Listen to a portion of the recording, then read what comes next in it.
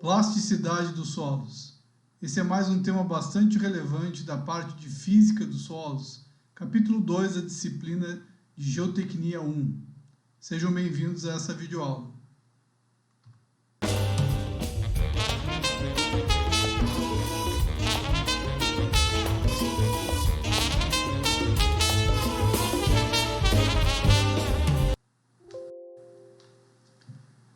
A plasticidade dos solos, ela é extremamente relevante na geotecnia, certo? E ela é direcionada quando estamos trabalhando com solos principalmente finos, as argilas e os silts, tá? O material ter plasticidade vai fazer com que ele seja um material completamente diferente, distinto de comportamento de resistência e de deformação de um solo que não tem plasticidade. E mais, né? A plasticidade está ligada aos solos finos, mas não é só os solos finos que têm plasticidade. Às vezes um solo granular que possui uma pequena quantidade de solo fino já faz com que esse material granular tenha plasticidade, tenha um comportamento bastante distinto. Então, na engenharia civil, não se deseja só saber, como vimos na aula anterior, se o material tem um tamanho de grão dentro de uma determinada faixa. Isso não diz muita coisa sobre o solo. É uma informação importante, nos ajuda a entender o material, mas ela fica carente de uma outra informação que é justamente a plasticidade desse material.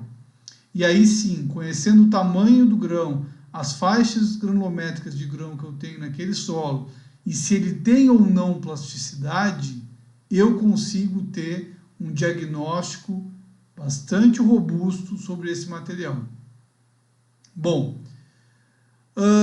e o que interfere na plasticidade desse material? O que gera plasticidade nesse material? Geralmente, como a gente falou, são os materiais finos, tá? E esses materiais finos, principalmente os materiais argilosos, eles têm uma interação com a água muito grande. O grão de argila, como eu falei para vocês em outra aula, ele tem uma superfície com elétrons sobrando, que ele quer interagir com a água a todo custo. E essa interação com a água faz com que esse material tenha uma plasticidade ou não, tenha uma coesão ou não. Bom, a plasticidade vai ser função de alguns pontos. Por exemplo, o tipo de argila mineral que compõe esse material é a principal função dessa plasticidade, porque ele vai determinar se esse grão de argila mineral terá mais ou menos interação com a água. E como esse grão de argila tem uma área superficial muito grande, essa interação vai ser também maior ou menor em função dessa área superficial, em função do tipo de argila mineral que vai ter mais ou menos elétrons para interagir com essa água. Então essas propriedades plásticas, né, elas, como eu falei para vocês, estão estritamente relacionadas ao comportamento de compressibilidade desse material, por exemplo, contração do material, e compressibilidade e expansão, todos temas que geram muita dor de cabeça para o engenheiro civil quando tem esse material em algum projeto. Nós temos um capítulo só sobre compressibilidade que nós vamos conversar, né, que é basicamente o adensamento dos solos, o quanto o material deforma quando carregado. Isso está ligado à plasticidade do material. Temos problemas de expansão e contração em solos argilosos. Tem materiais que, em função de ter uma determinada umidade, ele pode expandir, e dessa redução dessa umidade ele pode se contrair. Imaginem vocês, então, que este solo que contrai e expande sustenta a sapata corrida da casa de vocês. A sapata descendo e subindo, com certeza vai provocar uma série de fissuras e rachaduras na obra de vocês.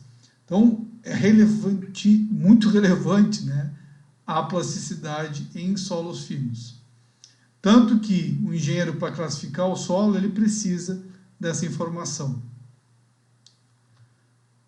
Bom, a plasticidade é uma propriedade apresentada, então, por alguns materiais sólidos que, ao serem moldados, não rompem, tá? E também não variam de volume. Então, essa é a frase que define plasticidade do material. Um material que consegue ser moldado sem romper. E aí, imediatamente, nós pensamos o quê? Nas argilas, num vaso cerâmico que é moldado, nesse material que tem essa plasticidade. Eu consigo modelar uma quantidade de solo sem ela romper. Diferente de uma areia, né? Se eu fizer, por exemplo, um castelinho de areia lá na praia e tentar moldar ele com a mão, ele vai quebrar. Porque ele não tem essa união, ele não tem essa interação com a água que os materiais argilosos têm. A fundamental característica dos solos finos, que tem plasticidade, é a função do teor de argila, que esse material tem, e do teor de umidade e da composição dos argilominerais que compõem este solo. Essas são as características fundamentais desses materiais finos. Tá?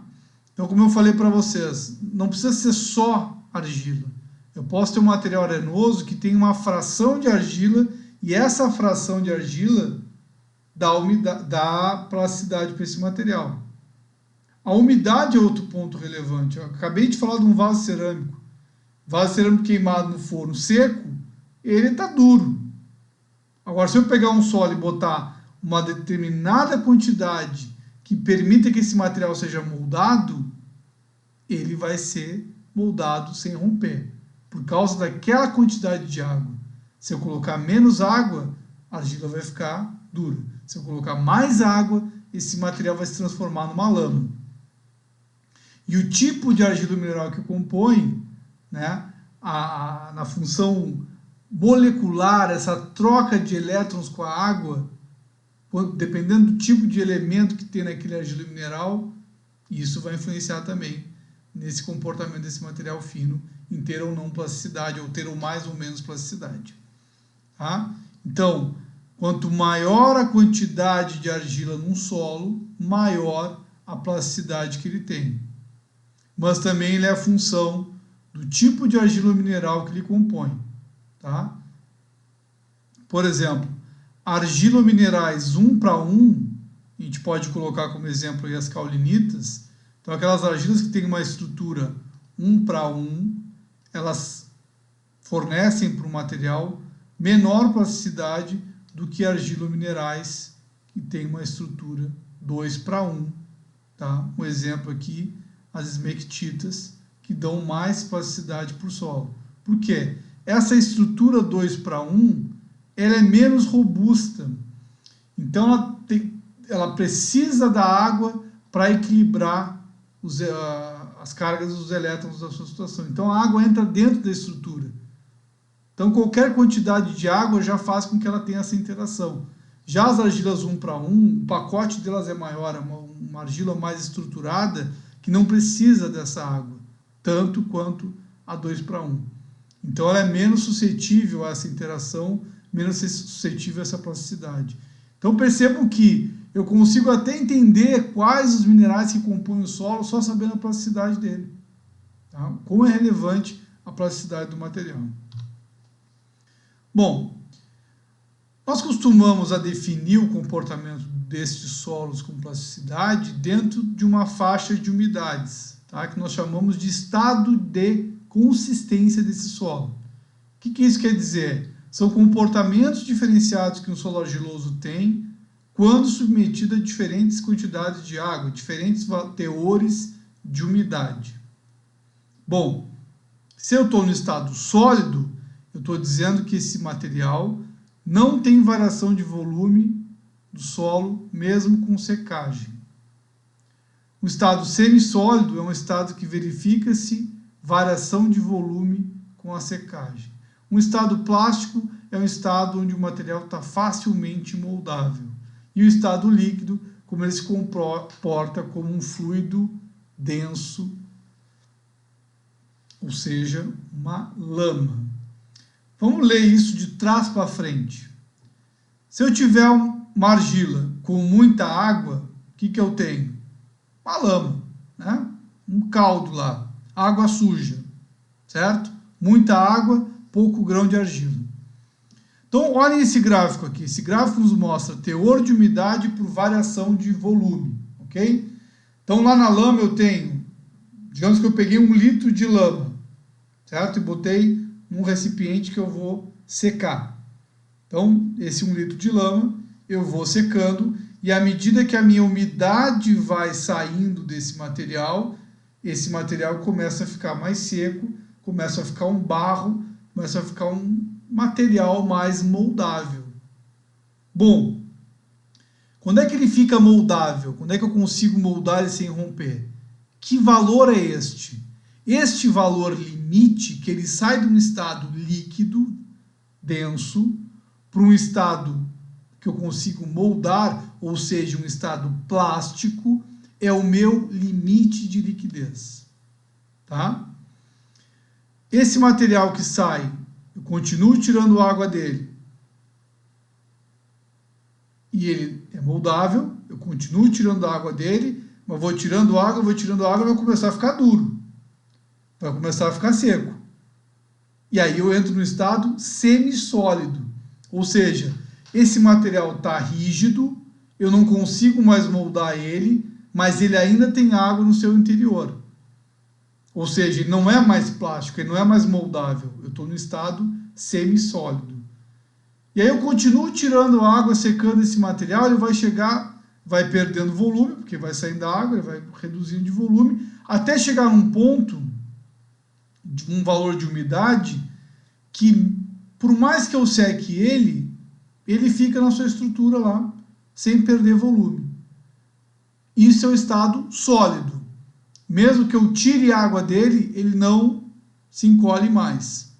Então percebam que o estado, a diferença do estado semissólido para o sólido é que no semissólido ele está rígido, mas eu tiro a água dele e ele continua se encolhendo ainda, reduzindo o volume. E o sólido, mesmo com saída de água, ele não perde mais volume. Tá? Essas são as definições. Bom, então tá aqui, né? Lama é o estado líquido. Quando está uma, né, lembrem lá de uma estrada no interiorzão lá, quando chove, não vou dizer aqui no cassino, porque aqui no cassino é areia, né, mas onde tem saibro, né, que é um material argiloso, quando chove, fica muito úmida essa lama, esse solo, desculpa, né, fica plástico, a roda do carro passa e molda a superfície do terreno sem romper.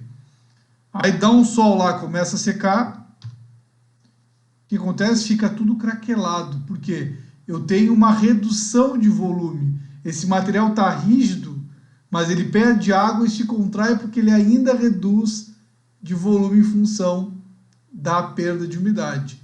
E o estado semissólido seria quando, mesmo ele perdendo umidade, ele não reduz mais de volume. Com isso, então, pessoal, eu defino os meus limites de consistência. Tá? Quem definiu inicialmente esses limites de consistência foi o engenheiro químico Albert Attenberg. Tá? E ele propôs os seguintes limites. Quando o material sai da lama e começa a ficar moldado, eu tenho o meu limite de liquidez. Ou seja, pensem pessoal, todos os limites de liquidez, todos eles, são valores de umidade que um solo tem que ter para estar dentro de um limite. Ou seja, pensem como uma quantidade de água que eu tenho que colocar naquele solo para ele mudar da água para o moldável, da lama para o moldável. Ou a quantidade de água para ele deixar de ser moldável e ficar rígido. São os limites de consistência. Bom, então, por exemplo, se o engenheiro me fala, olha, o limite de liquidez daquela argila lá é 80%, certo? Aí eu falo para ele assim, tá, o limite de liquidez é 80, é 80. Vai lá no campo e mede quanto tem de umidade. Aí lembrando, quais ensaios que mede umidade, né? Speed test, ou colocar na estufa, ou mede a frigideira. Então ele foi lá, pegou o speed test, colocou, mediu. Ó, Diego, o limite que está aqui no campo está 85%. Bom, se o meu limite de liquidez é 80 e lá no campo está com 85, eu vou dizer, bom, então deve estar com lama até o joelho, porque está um lamaçal aí, né? Porque a umidade é superior ao limite que esse material é plástico. Ou seja, qualquer umidade superior a esse valor de liquidez, o solo está líquido. Mas se ele me dissesse assim, não, Diego, olha aqui, medi a umidade em campo e estou com 75%, 71%. Aí eu, bom, limite de liquidez é 80. Ele está com 71 em campo, ele está com valor aqui dentro. Ou seja, eu vou imaginar que ele deve estar não com lama até o joelho, mas com barro pelo menos até o meio da bota. Porque deve estar com material mais plástico, né?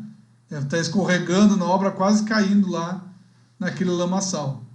Aquela lama mais plástica, certo? Então, vejam como é importante a umidade. Conhecer os valores de umidade, conhecer os limites que esse material tem. E se ele me falar lá, ó, meu limite de plasticidade que eu medi no laboratório é 60%. E aí o camarada me liga e pergunta, olha, qual é a tua umidade no campo? Ó, a umidade no campo é 50%. Bom, então tá duro. Tá todo craquelado lá o solo dele e ele não tá com material mais plastificado. Essa é a ideia dos limites de plasticidade que querem passar para o engenheiro. Bom, os ensaios que determinam os limites são bem simples, principalmente o ensaio de limite de plasticidade. O de liquidez também é bem simples, tá? O limite de liquidez, o ensaio, pode ser determinado tanto pelo aparelho do Casagrande quanto pelo ensaio de cone de laboratório. Ele nos informa ou trabalha com a seguinte ideia: o teor de umidade limite entre o estado líquido e plástico, que corresponde a uma resistência não drenada de 2,5 kPa. O que ele está dizendo aqui? Que um material que tem uma resistência menor do que 2,5 kPa, ele está num estado já plástico, líquido, desculpa. Já está num estado de lama, porque 2,5 kPa é muito pouco, uma resistência muito pequena. Tá? Bom, o método Casagrande ele é bem simples, vocês vão ter também um vídeo com a execução do ensaio em laboratório, com mais detalhes. Aqui eu só vou dar uma passada geral, mas basicamente é o quê? É pegar esse material, colocar na concha, fazer uma ranhura neste material e começar a promover uma série de golpes. Então eu vou pegar uma massa de solo, vou colocar uma quantidade X de água. Ele vai estar com uma consistência mais seca, tá? Mas eu consigo moldar ele na concha e vou vendo quantos golpes eu preciso para fechar a ranhura. Pego uma outra porção, ou a mesma porção, boto mais água. Bom, já ficou mais moldável, mais plástico. Coloco ele, faço a ranhura e dou os golpes. E por fim eu boto mais água. Ele fica mais, quase que virando uma lama, né? Quase no limite de liquidez ali. Eu vejo quantos golpes. Quanto mais seco a amostra, ó, quanto menor os valores de umidade, mais golpes eu tenho que dar para fechar a ranhura, porque está rígido. Eu vou bater e vai demorar para fechar a ranhura. Agora, quanto mais água eu colocar, mais fácil fechar a ranhura. Então eu vou plotar um gráfico aqui, ó, onde eu tenho o número de golpes em escala logarítmica e a umidade em escala natural, certo? Então eu vou ter uma curva desse tipo. Cada umidade que eu tenho, eu vou ter um número de golpes correspondente. Então eu vou traçar uma reta por esses pontos, tentando fazer uma melhor otimização possível, tá? Uma linha de tendência desses pontos, e o valor correspondente a 25 golpes vai me indicar o meu limite de liquidez. Então, por exemplo, aqui ó, é como se eu tivesse colocado 1, 2, 3, 4, 5, 6 valores diferentes de peso de água dentro da mesma massa de solo, misturado e verificado quantos golpes eu precisaria para fechar a ranhura. Cada umidade que eu ensaiei, então eu coloquei esse solo 5 vezes nesse aparelho e medi 6 vezes, quantos golpes foi necessário. Tracei o gráfico, peguei 25 golpes, que está aqui na escala logarítmica, toquei na curva ajustada e peguei o limite de liquidez. Certo? Bom, aqui está o nosso aparelho Casagrande, a ranhura que é feita, e essa manivela ela faz com que a concha erga e bata na base, promovendo os golpes. Então só cabe vocês a girar a manivela e contar quantos golpes foram necessários. Certo? Terminado o ensaio, eu sei quantos golpes eu dei para fechar a ranhura. Certo? Agora, qual é a umidade? Eu vou tirar então aqui uma porção de solo, botar nessa cápsula, peso ela com solo e água, solo úmido, boto na estufa, seco, peso ela seca.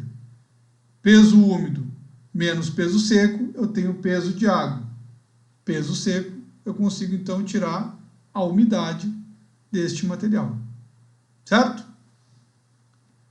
Bom, aqui eu tenho também o vidro fosco, né? Às vezes o vidro fosco nos ajuda a tirar a umidade, todos os equipamentos aqui, as cápsulas e o aparelho de Casagrande para fazer aqui o equipamento para fazer a ranhura.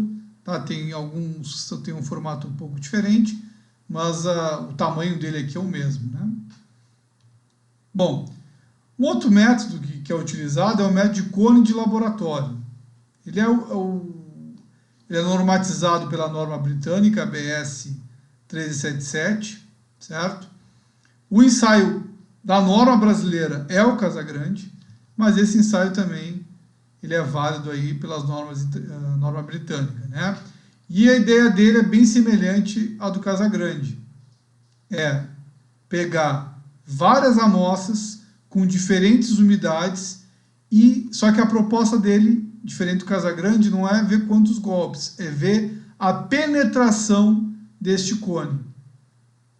Então a gente vai colocar a amostra aqui embaixo, posicionar a pontinha do cone na superfície dessa amostra e apertar este gatilho aqui em preto, para que este cone desça em queda livre dentro dessa amostra. O quanto esse cone penetra na amostra é medido. Então, em vez de eu plotar um gráfico com número de golpes por umidade, eu vou plotar penetração pela umidade. E aí, a penetração correspondente a 2,5 kPa, eu pego essa umidade e eu tiro o meu limite de liquidez. Tá? A ideia de gráfico e de coleta do limite de liquidez é semelhante, né, mas por propostas diferentes. Já o limite de plasticidade, né, nos indica então o limite entre o estado plástico, solo moldável, e o solo semissólido, que eu não consigo mais moldar. Tá? Então é o mínimo. Qual é o princípio do ensaio? É o mínimo teor de umidade no qual é possível moldar um cilindro de solo com 3 milímetros e 10 centímetros de comprimento sem fissurar. É o ensaio do rolinho. Tá? É um ensaio bem simplista, mas que nos ajuda a determinar esse limite. Basicamente, o que eu tenho que fazer? Eu tenho um cilindro que é um gabarito. Esse cilindro tem 3 milímetros de diâmetro por 10 centímetros de comprimento. E eu vou pegar uma porção de solo e fazer um rolinho e eu fico comparando com esse gabarito. Eu acho que eu tenho a imagem dele aqui. Esse é o gabarito, 3 milímetros de diâmetro por 10 de comprimento, e eu pego uma porção de solo e fico fazendo o rolinho. Eu tenho que conseguir fazer esse rolinho sem que ele apresente fissuras. Tá? Ele não apresentando fissuras, esse é o meu limite de plasticidade. Eu consegui fazer. Eu vou pegar, eu vou cortar em pedaços esse rolinho, vou colocar na cápsula e vou ver que umidade é essa que eu consigo moldar um rolinho sem ele fissurar. Por quê? Se tiver mais água, eu não consigo moldar o rolinho porque ele vai ficar muito mole. Se tiver pouca água, mais seco, ele vai estar no estado sólido e vai começar a fissurar o rolinho. Então essa é a base do solo, não pode fissurar, porque ele vai estar no estado sólido. Então eu vou ter que ir botando mais água, ou se eu botar muita água, esse vidro fosco aqui, ó, ele vai puxando umidade. Então, à medida que eu faço o rolo, ele vai tirando umidade.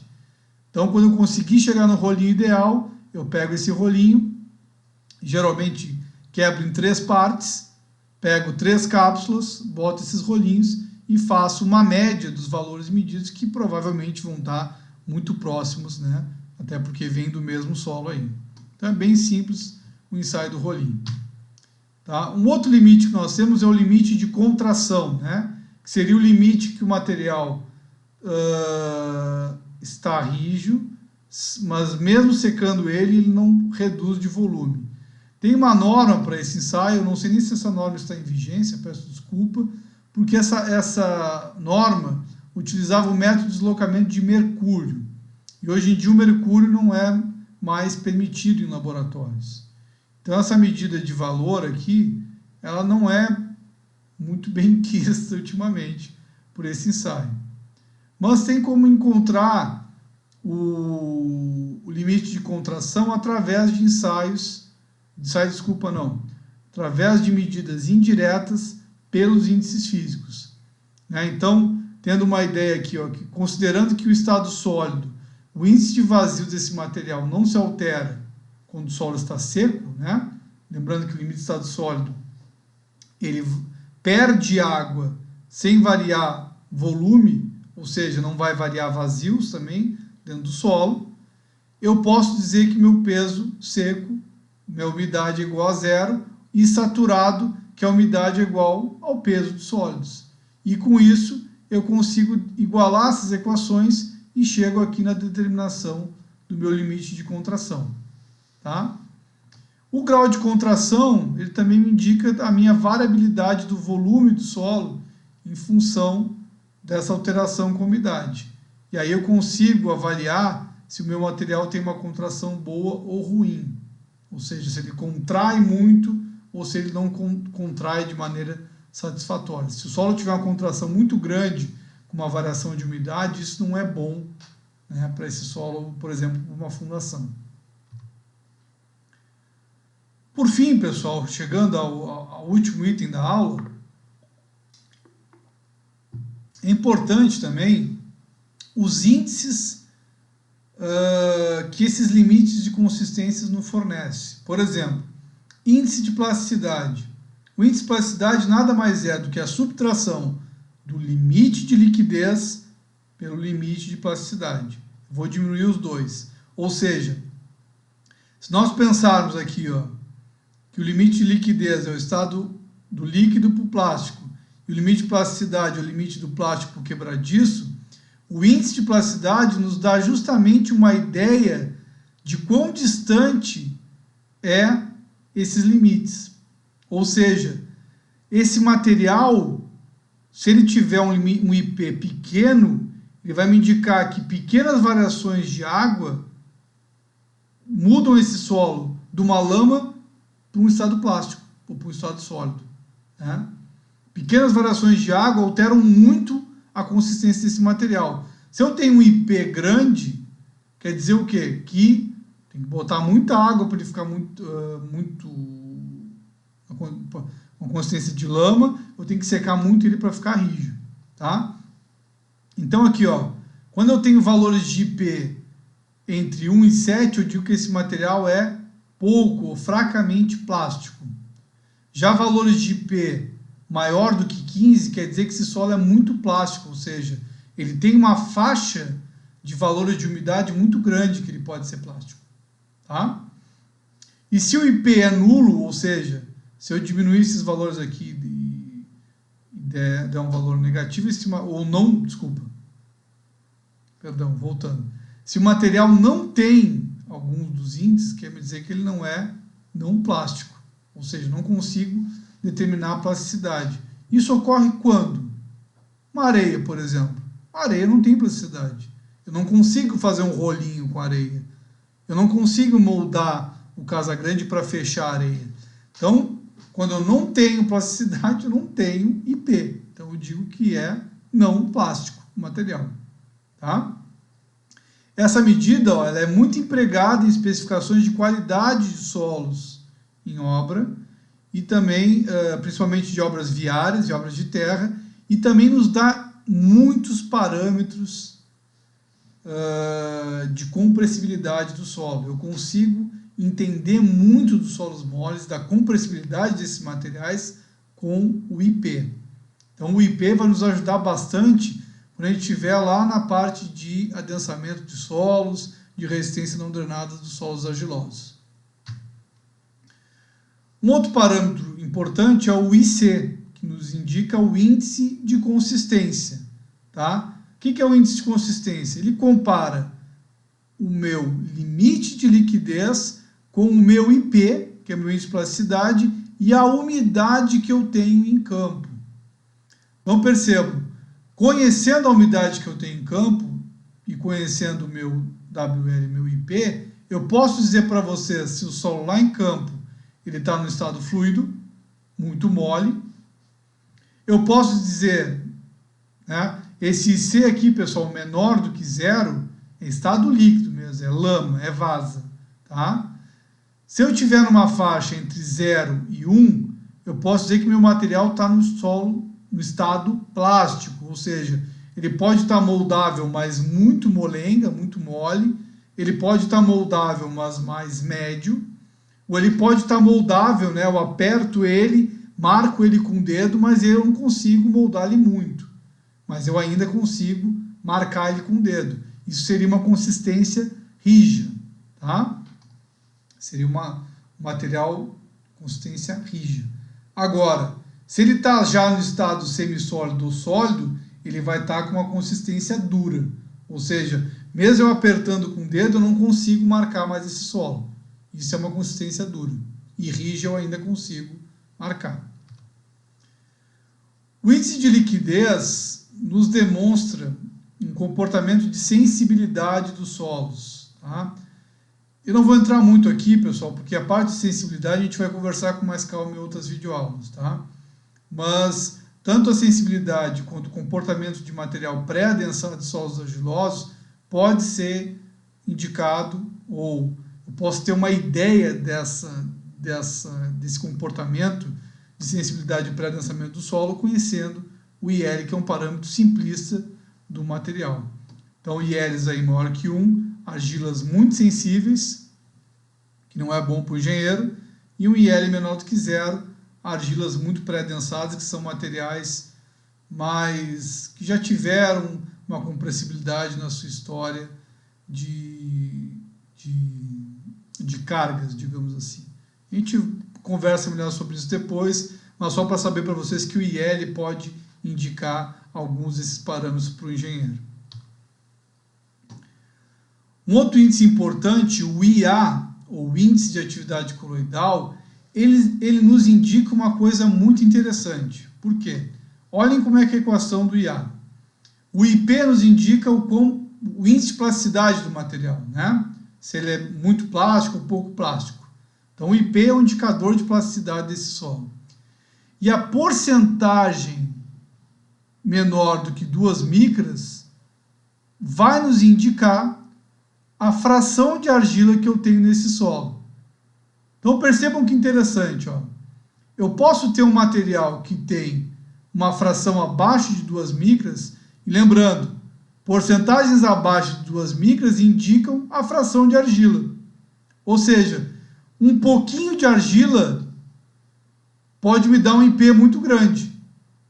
Ou uma quantidade enorme de argila pode me dar um IP muito baixo.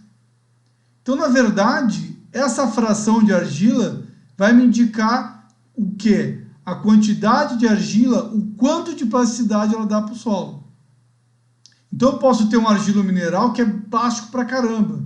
Se eu botar, por exemplo, 10% de material argiloso em um solo arenoso, essa areia fica plástica pra caramba. Ou eu posso ter um argila mineral que o argila mineral é muito pouco plástico. Aí eu boto 50% de argila, 50% de areia, e mesmo assim eu não tenho um material muito plástico. Por quê? Porque o argila mineral não dá plasticidade para esse solo. Então o IA, ele me dá uma ideia se esse solo é ativo ou inativo, ou seja, se esse solo interage muito ou pouco com a água. Isso também pode ser um indicativo de que tipo de argila mineral está compondo aquele solo, né? Porque se o solo possui um argila mineral que é muito ativo, ele vai me indicar uma argila, por exemplo, 2:1. Como eu falei para vocês, as argilas 2:1, elas interagem muito com a água, elas dão muita plasticidade para o solo. Então, se eu tiver poucas porções de argila 2:1, esse solo já vai ser bastante plástico. O contrário, se o material for inativo, ou seja, por mais que eu coloque grandes quantidades de argila no material arenoso, ele não vai ficar muito plástico. Tá? Então percebam como o IA é um parâmetro interessante. Além, ele nos indica o quão esse solo vai interagir com a água e até mesmo quais os argilos minerais que podem estar presentes ali dentro. Muito obrigado, pessoal. Chegamos ao final de mais uma videoaula e encerramos aqui o nosso capítulo 2 de Física dos Solos. Tchau!